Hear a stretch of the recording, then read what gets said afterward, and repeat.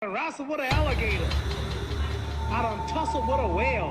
I done handcuffed lightning, throw thunder in jail. Only last week, I murdered a rock, injured a stone, hospitalized a brick. I'm so mean, I make medicine sick. And you, George Foreman, all of you chumps are gonna bow when I whip him. All of you, I know you got him. I know you got him picked. The man's in trouble. The man is scared. He's in my country to start with. Want me to show you he's in my country?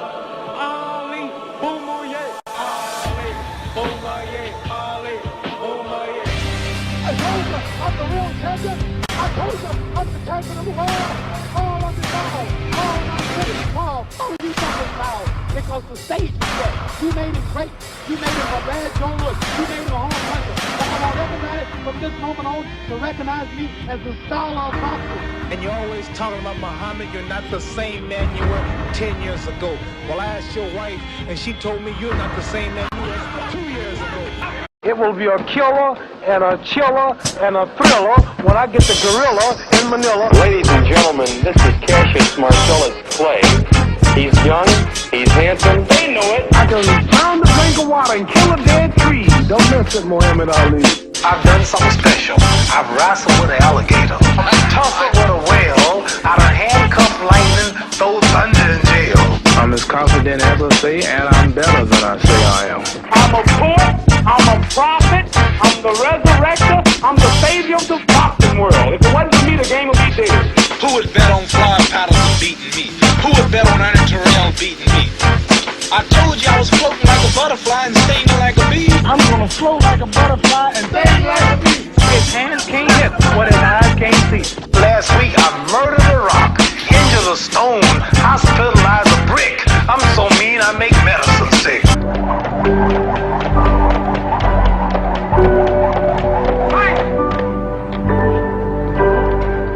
The stage is set for me to be ranked as the greatest of all time. Alright, so I want to talk to people about gang stalking now. I beat gang stalking. I already beat it. It's over with. One of the things you got to do is reverse the definitions that you have in your mind. As far as gang stalking goes and people following you, I just say I'm famous. That's what I say. I tell people, especially like the gang stalker, especially a lot of the females who gang stalk, I walk up to them, talk to them, shake their hand, kiss their hand, start talking to them. Like I'll try to, if I find them attractive, I'll try to get their phone number or something like that, or I'll give them, if it's not that simple, I'll give them a flyer with my number on it, and they'll have a way to contact me. I say, hey, just Google me. I mean it. I do interviews. I got caught up with the wrong crowd and all this stuff with secret societies. I been to Hollywood meeting people, all this stuff. And they just look at it like, this is different. This guy isn't afraid. He's walking around. He walks around at 3 a.m, jogging. You know what I mean? He's not actually being gang stalked. He's just living his life. And that's what I do. And so a lot of people get caught up in the negativity of it. They get caught up in like electronic weapons are following me, or the government's watching me with satellites and all that stuff. I mean, I don't got to, even before the gang stalking started, all these people knew who I was anyway. The government knew who I was. The people who run the government know who I am. I tell people, I'm internationally known, nationally recognized, and locally accepted. You know what I mean? Everybody knows who I am. Matter of fact, if I see a group of police officers, all of them know who I am. I wave at them and all this stuff. A year ago, I would have been thinking negatively about the police, or I would have been talking like, oh man, they don't, I'm mixed, as a racial. I like them now. I saw a group of firefighters when I was walking a few weeks ago. No, this was about a week ago. And I wave at them. I'm cool with them. I walk up to them and talk to them and stuff like that. If they ever really need anything, I'm there for them. You know what I mean? And so I just get cool with them like that. I don't got any problem with it. I know the police department ultimately is, connected to the system and all that stuff, but they're still people. Same thing. Anywhere I go, man. I can go right now. I can go right now. I can go walking or have somebody pick me up or whatever. I can go to the hood right now, and everybody will know who I am. I walk down the street from one end all the way to the other. I mean, miles downtown, the Heights, wherever. I go to the hood. Everybody knows who I am. All the females know who I am. And the gang stalking situation is like they pay females. They find females that they think I like. Like, if the female looks good, I want to talk to her. I'm not gonna be disconnected just because somebody paid her to come around me and ignore me. You know what I mean? I told, like, the other day, this female, man, she looks so, no, this was yesterday, she looks so good, right? I mean, good. Shorter, kind of brown-skinned black female. Boy, her ass. And I was just like, I'm sitting there like, I will, in my mind, I'm thinking, like, I will not allow the gang stalking entities to keep me disconnected from this entity. And so I told her, I said, well, she was riding this little kid's bicycle. I mean, it looked like a little trick bike or something, like a little kid rides. And she kept riding past me and stuff like that. And so I'm like, you don't gotta ride that. I'll give you a piggyback ride home if you want and stuff like that. And females like to laugh, right? So she's laughing, and then everybody else around just busts out laughing and stuff like that, and it just changes the whole atmosphere. Like, I go down the street, whoever's house I go to, everybody knows me. I go down the street, whoever, it doesn't matter who they are, whether they're good Samaritans or they've been to prison 10 times, everybody knows who Jameel is. And so even the people who don't like me still like me. And so that's how I do it. Then I go back over to any other area. I can go right now, I can get in a plane and go to the other side of the country. There's people who know who I am. I can walk down Hollywood Boulevard, half the tour guides know who I am. You know what I mean? The people at the club and stuff, they know who Jameel is on Hollywood Boulevard. I can go to Washington, D.C. I can go to Washington, D.C., the capital of the nation, and they know who I am. They know who I am, right? I can go to London. They're going to know I can go to London. Not necessarily the common people, but the real people are all going to know who I am. Then through that, the common people will begin to feel my vibration. And I just walk up on them. I just tell them, yeah, my name's Jameel. This has happened to me. I was an alternative researcher, conspiracy researcher. I like to give good historical points of views. I didn't study the ABCs. I studied the XYZs, the real stuff. And I just lay it down for them real thick, let them know what's up. And if you are getting paid to do something like that, I'm not mad at you, I just go from there, man. I just go from there. And don't have it in your mind that you're going through something bad. I'm going through something good. This is the best time. This is the greatest time in my life. And I already beat gang stalking. Actually, gang stalking saved my life. To be honest with you, gang stalking saved my life. Because before it started, I was like, I don't know, like unhappy and depressed and stuff like that. And I don't know. It was just like a situation where I didn't like anything, man. I got a jump rope, dog. I hit the jump rope. Even when I get tired, I just be, I'm fired up. I didn't lose it. And I just keep going, right? And it's just the best thing, you know what I mean? I mean, it's just what's up, man. Like yesterday, I'm walking. It's a female with big sunglasses. Now she's getting paid to gang stalk me. She's with her husband in the car and her kids in the back. And I'm walking by and I see her, and she's looking at me and she's smiling, she's laughing and stuff. And I can say, wow, man, she must, I mean something good to her life. And so I blew a kiss at her, and she just I go like that, and she just lit up. And then her husband's sitting there. He doesn't look happy. The kids are in the back like, what? I'm like, I got more potency with the gang stalkers than the people who hire the gang stalkers. I flip the game, man. And just like, what do you want from me? You've been contracted to gang stalk me. You got what you want. You're gang stalking me. To me, it's not, you know what I mean? So that's why, like, I'm the only person in the world who beat gang stalking. I'll tell you that right now. Right now, Jameel Rawls is the only person in the world who beat gang stalking. So if you feel, if you need some motivation and you want to get out of gang stalking, contact me. Email me. Call me. I don't care where you are. If you live in Rome or something like that, if you can pay for me to come and see you and come and talk to you, I'll bring it to you. If you want to come to my house, I live in Norton Shores, Michigan. If you got the money and the financial assistance, all that stuff, and you want to come see me, I'll explain to you what my life is, and I'll explain to you how I beat gang stalking, and we can go from there. You know what I mean? You want to pay me to come speak for you, like an inspirational speaker or whatever, to other people, I'll do it like that. You know what I mean? And so, one of the biggest benefits I have on gang stalking is I studied it without studying it.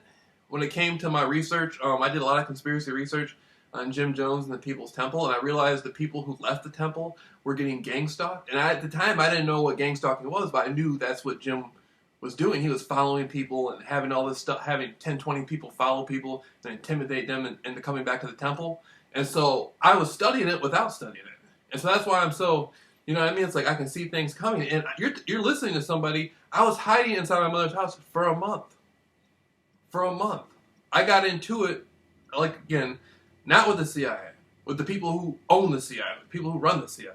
I didn't get into it with the Vatican. I got into the people who own the Vatican.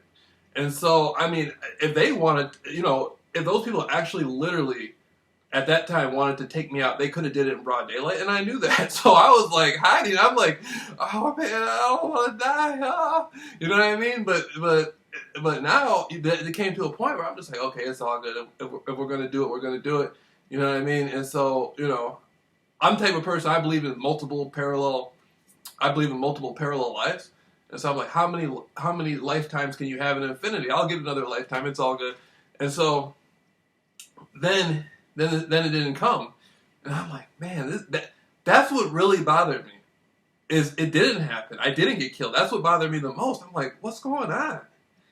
You know what I mean? What happened? Why didn't they? That really boggles you. It's not when you know that when you believe they're going to hurt you. It's when you know that they can and they don't.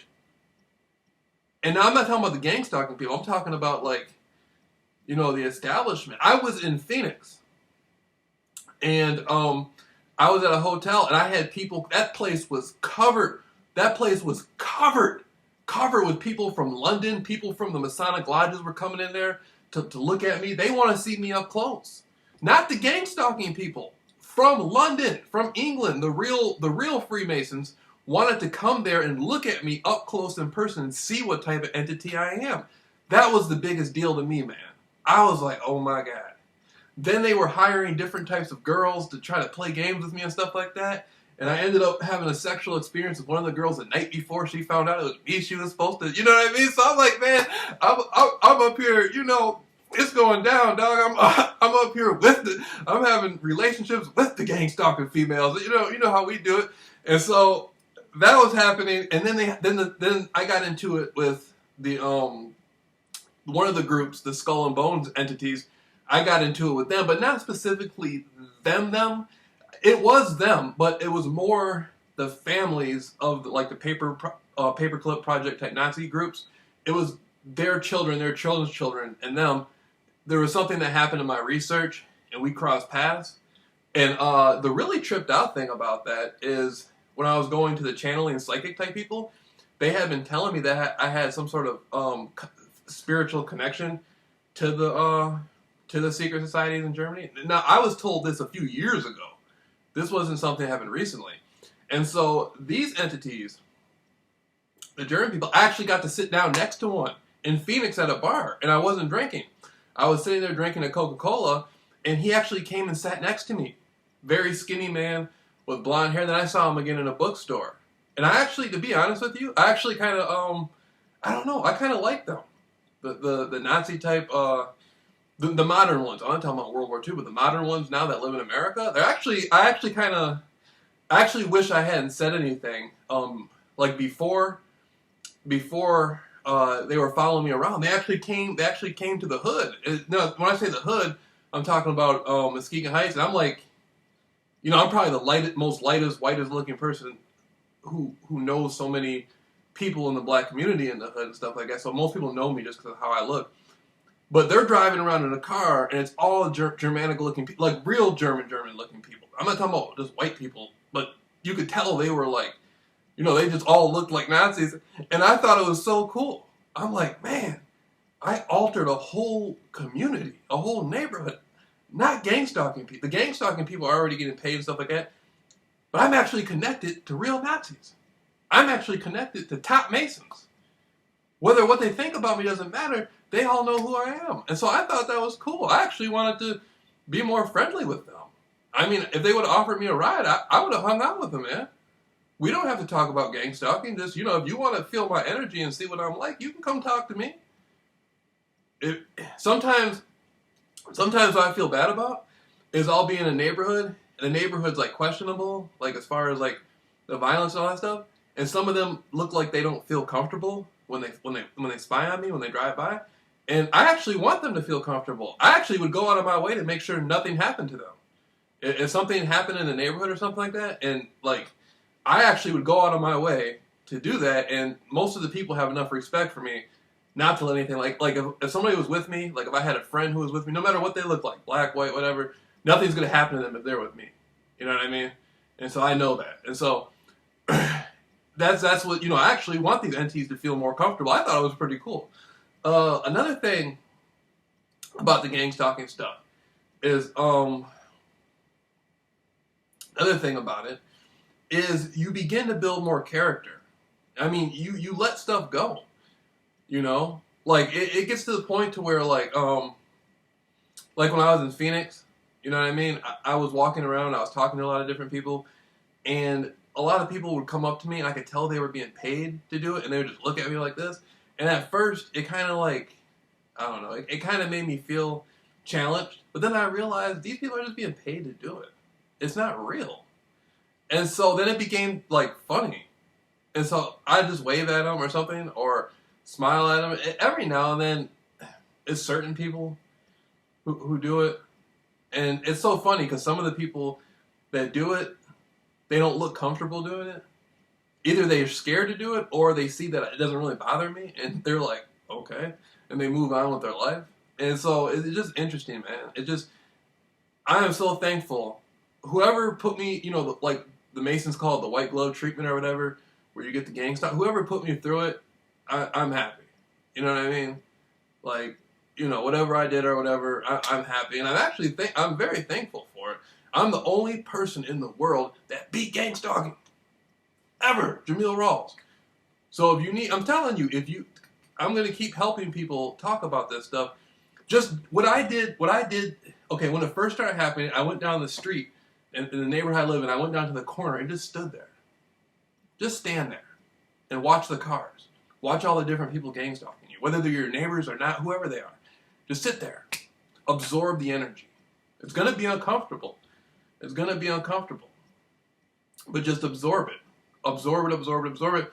And what I did was, when I was younger, I used to watch the gangs in Chicago stand on the corner. And they were gang members who would stand on the corner and wait for rival gang members. And being younger, I used to look at that, and it was so funny to me. I used to be like, oh, what are these people, you know what I mean? Like, I used to just study these people and watch them do that. And then so in my mind, gang stalking, gangs. And so I interpreted it like that. So I just stand on the corner and watch the cars. Just watch the cars come by. Just watch the cars. And then eventually I just open up to them. I just start smiling at them and waving at them and stuff like that. I spit a little game at them. I see some females, if she looks really good, I'll say, who are you supposed to be? America's Next Top Model? She say, oh, no, I don't look good enough. I say, no, that's what a model's supposed to look like. You know what I mean? And so I'm not, hey, what do you want? You want them or me? You know what I mean? How old are you? She's, I'm 25. So somebody paid you $100 to walk by me or do something like that, and you have a chance to have a moment of glory right now in your life, and this is the prime of your life.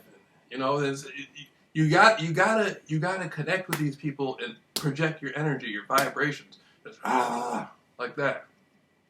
But hit me up, call me, telling you I'll come to you wherever you are in the world. If you will pay for it, I'll come to you and explain to you, or you can come to me, and you don't even gotta. If you come to me, you don't even gotta give me nothing, dog. I'll do it for free. You don't gotta give me no money. If you want to know more about how I did it, you can call me on the phone or email me, or you can come to me and walk around and all that stuff, and everything will be everything.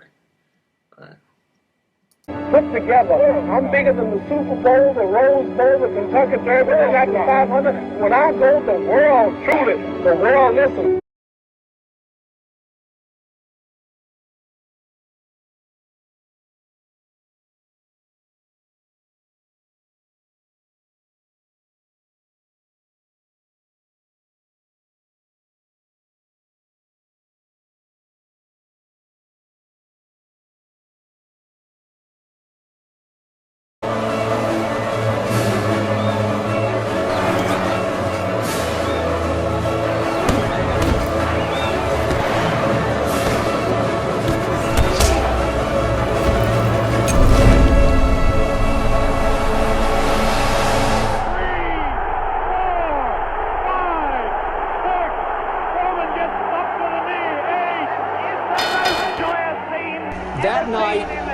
was the most emotional and exciting night of my sports watching life. Seriously.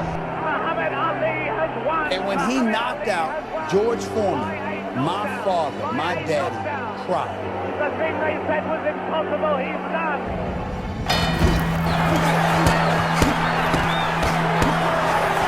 And Muhammad Ali was an outspoken athlete. And to be an outspoken athlete in the 60s, that was taboo. All of you chumps are gonna bow when I whip him. All of you. I know you got him. I know you got him, Dick. But the man's in trouble. I'm gonna show you how great I am. He beat Joe Frazier 2 out of 3, and the third was the greatest fight ever fought, the Thrilla in Manila.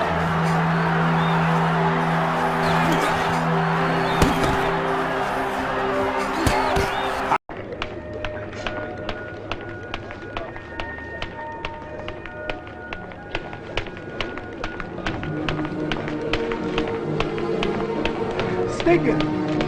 Keep dancing and sticking. Sidestepping. Bouncing off the ropes. Dancing and sticking. Beat him all night. Time out by 7 rounds. You won't be so game in 7 rounds. Time out. Bring him home. Get my legs ready. I'll be dancing all night. Dance is heavyweight of all time.